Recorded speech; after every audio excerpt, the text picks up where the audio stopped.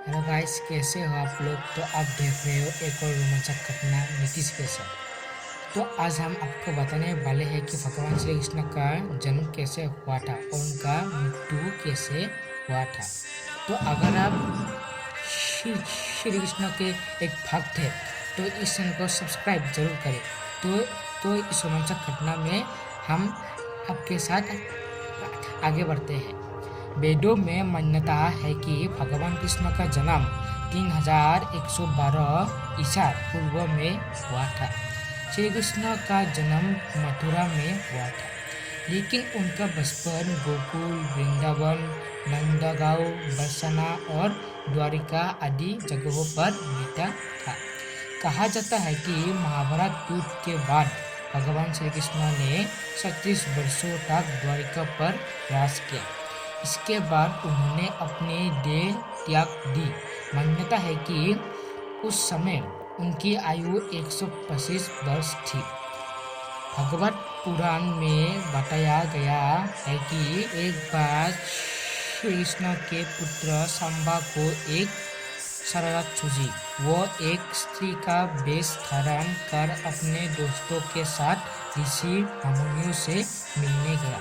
स्त्री के वेश में सांबा ने ऋषियों से कहा कि वह गर्भवती है। जब उन यदुवंश कुमारियों ने इस प्रकार ऋषियों को धोखा देना चाहा तो ऋषि क्रोधित हो गए और उन्होंने स्त्री बने सांबा को शाप दिया कि तुम एक ऐसे लोहे के तीर को जन्म दोगे जो तुम्हारे कुल और साम्राज्य का विनाश कर देगा।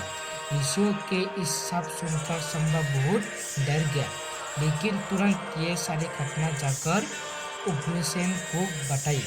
जिसके बाद उग्रसेन ने सांबा से कहा कि वो तीर का शून्य बनाकर प्रभास नदी में प्रवाहित कर देंगे। इस तरह उन्हें उस शाप से छुटकारा मिल जाएगा। इसके बाद सांबा ने ऐसा ही किया।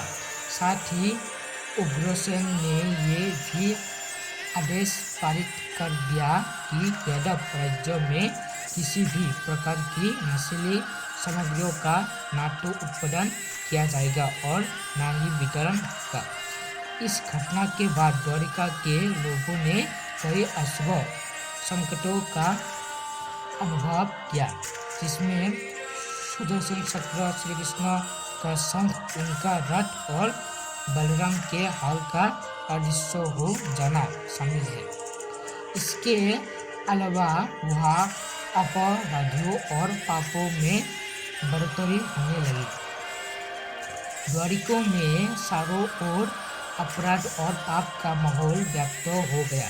ये देखकर श्री कृष्ण बहुत दुखी हो गए और उन्होंने अपनी प्रजा से ये जगह छोड़कर प्रभास नदी के तट पर जाकर अपने पापों से मुक्ति पाने को कहा। उनकी बात को सब लोग मानकर प्रभास नदी के तट पर गए, लेकिन वहां जाकर सभी मदिरा के नशे में सूर हो गए और एक दूसरे से बहस करने लगे।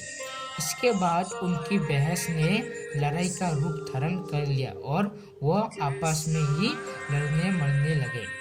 इस तरह आपस में ही लड़कर सभी लोग मारे गए।